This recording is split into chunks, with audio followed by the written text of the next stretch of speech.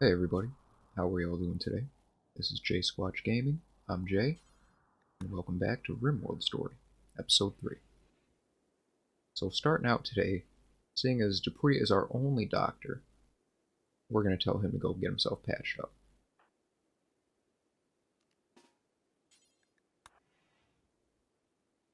In the meantime, Phoebe is going to go give Cat one more good smack,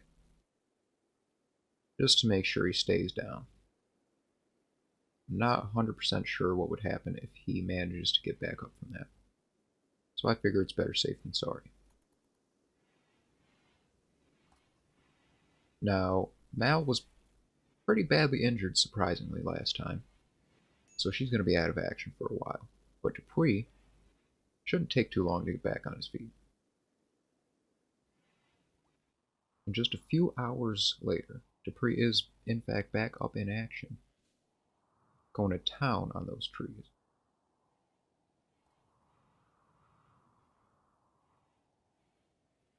And now what he's doing over here is he's opening up that wall to make room for the cooler that's going to keep all the food inside frozen.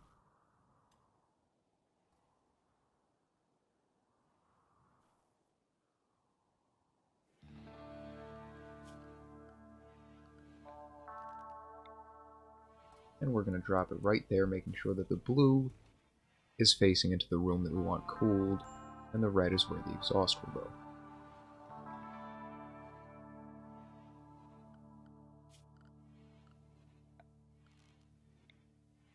I also figure it's about time we start lighting up the colonist bedrooms. We'll drop a couple of lamps.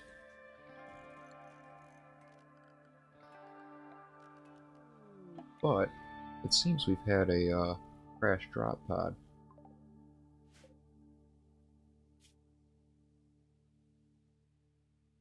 But unfortunately, we're really not looking for any new recruits at the moment.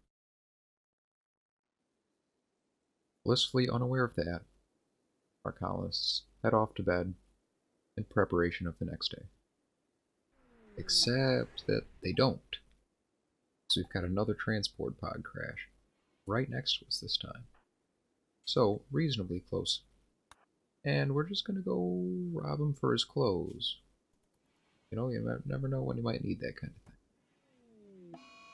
And Mal has gone off on a sad wander, which is unfortunate but sort of lucky as well, seeing as a sad wander doesn't really do anything outwardly dangerous. She's just going to walk around for a little while because she's sad.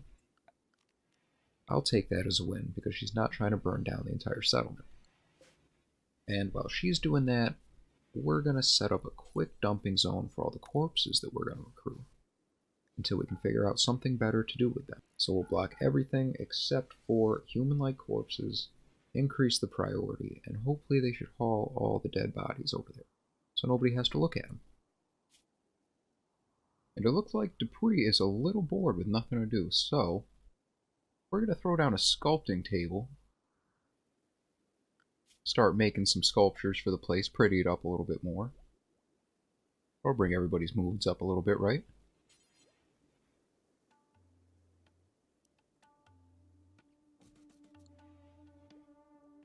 And in almost the same exact time, we finish our research on the batteries, so we'll be able to throw a couple of those down. Hopefully stabilize our electricity situation. The next thing we're going to get is the smithing, so we'll be able to start making weapons and armor. We can't make guns yet, that's a little further. Right after machining up ahead you can see. But this is a good start. It'll get us on the way to doing that.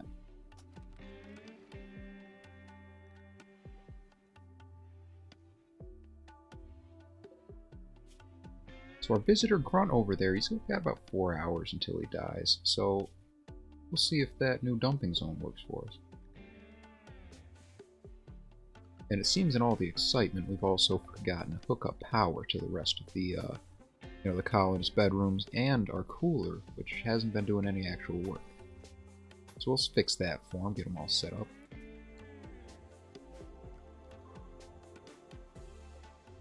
And with Mal still just kind of wandering around, everybody heads off back to sleep. And just a few hours later, Mal comes off her mental break, and we're hit with another raid.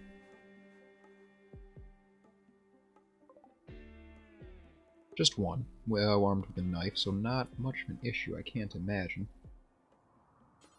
And while Dupree runs off to get his gun, Mal almost starts getting ready, but he had nothing to worry about.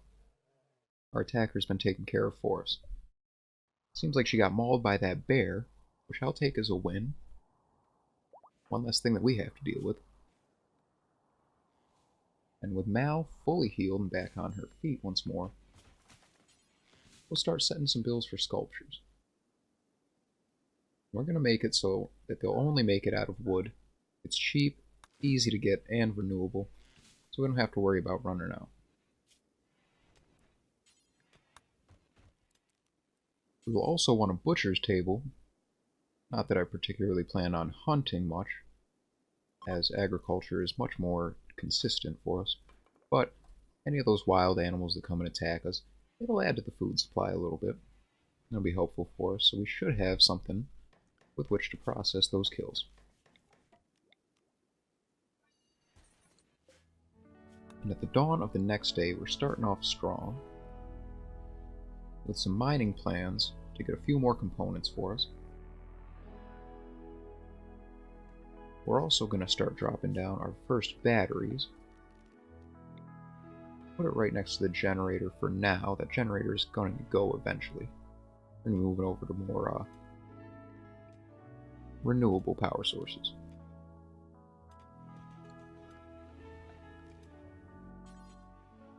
And we're going to close that all in because we don't want the rain getting in on our batteries if it does happen to rain.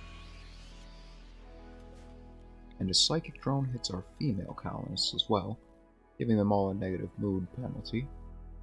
However, that's not a big deal. We make do. We always do. And as construction starts on the new addition to our colony, we figure we'll add a nice little hallway in. I plan on eventually building off more bedrooms on the right side, making absolutely sure that we do end up with a roof on top of this thing. It is actually the entire point, after all. And some cargo pods drop to us as well.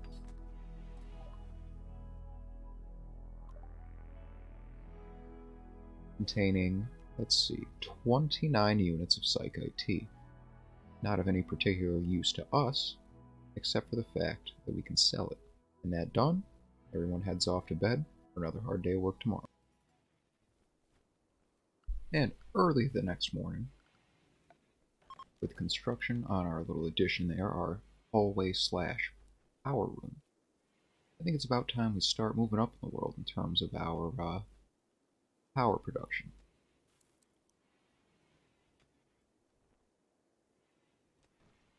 Now, one thing that I like to do is make it so that the powered areas, as you can see by the little white squares here, are actually over some of my rich farmland if I have access to it.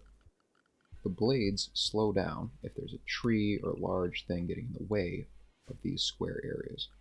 And by planting crops under it, you can guarantee that no trees will grow up and ruin your power production. Let's start getting that hooked up to the rest of our power grid, and we'll be golden. Well, maybe not golden per se, as Mal has failed to construct it, wasting quite a few resources on it. And now she does it not once, but twice. Twice in a row. Maybe the third time will be the charm here. Let's see what happens. Come on, Mal, round 3, you got it. I have absolute faith in you. And there it is. Ladies and gentlemen, we've got power, we've got food, we got art. I don't know what else you could ask for. Things seem to be going pretty well.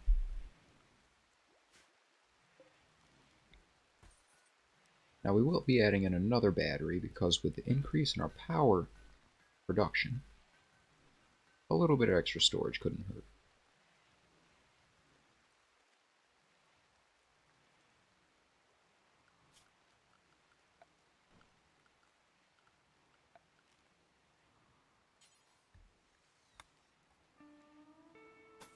And now we're going to start laying down some tile. What's nice about the tile flooring is that it doesn't quite burn. It's much more aesthetically pleasing than just plain dirt, and I believe it's even more so than the wood flooring. Though it does take an awful long time to lay down, so this is going to really be a long-term project for our guys here. And with that completed, and our colonists getting a little bit of relaxation, they're all off for the night.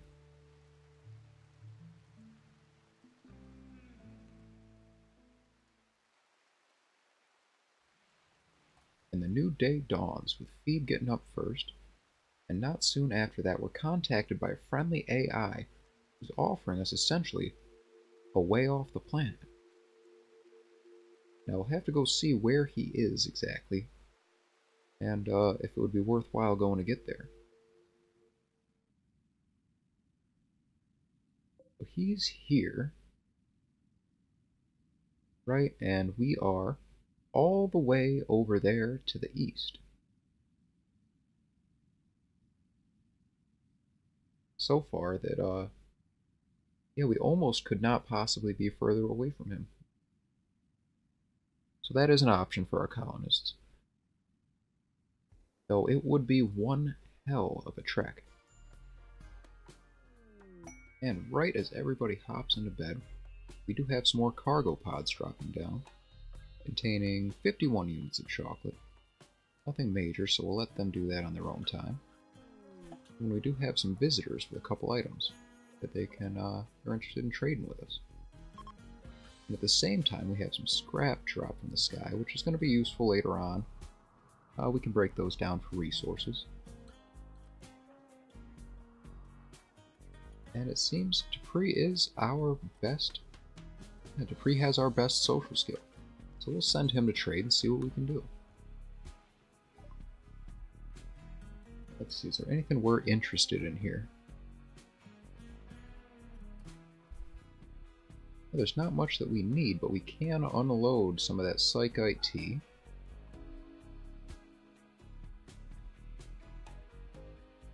And we'll grab the medicine for good measure. We do have to take some of that psychite tea back, though, as they kind of ran out of money. That's nice, a little bit more medicine in case anybody else gets injured. Though I think we do still have a bit of a stockpile left. But that all said and done, that's all I got for you today, folks. Thanks for watching. Hope you all enjoyed the video. Like if you did. Subscribe if you want to see more. Drop a comment down below if there's anything you want to tell me. Especially if you didn't enjoy the video, I'd love to hear why. Thank you once again, and I'll see you next time.